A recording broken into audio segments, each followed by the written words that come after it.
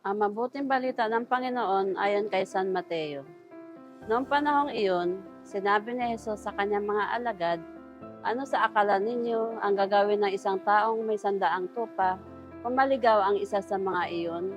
Hindi kaya niya iiwan ang 99 na nanginginain sa kaburulan upang hanapin ang naligaw? Sinasabi ko sa inyo, kapag nasumpungan niya ito, higit niyang ikagagalak ang isang ito kaysa 99 na naligaw. Gayon din naman, hindi kalooban ng iyong amang nasa langit na mapahamak ang isa sa maliliit na ito." Ang mabuting balita ng Panginoon.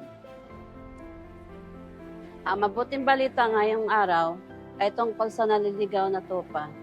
Pinapaalala ni Jesus na kahit isang tupa lamang ang maligaw, ito ay hahanapin at pahalagahan ng pastol. Ganon din ang pagmamahal ng Diyos sa bawat isa sa atin.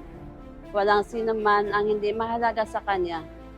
Bilang mag-asawa, napagnilayan namin na may mga pagkakataong sa buhay ay tila kami rin ay naliligaw, napapagod, nagkukulang, o minsan ay nakakalimot sa tunay na diwa ng pag-ibig at pananampalataya. Ngunit sa pagbagsak, naroon pa rin ang Diyos, ang mabuting pastol, na patuloy kaming tinuturuan na magtiyaga, magpatawad, at magmahal na walang hinihinging kapalit. Manalangin tayo. Panginoon, ang mabuting pastol, maraming salamat po sa iyong walang sawang paggabay at pagmamahal sa amin. Sa mga sandaling kami ay naliligaw, pagod o nagkukulang, ikaw pa rin ang handang humanap sa amin.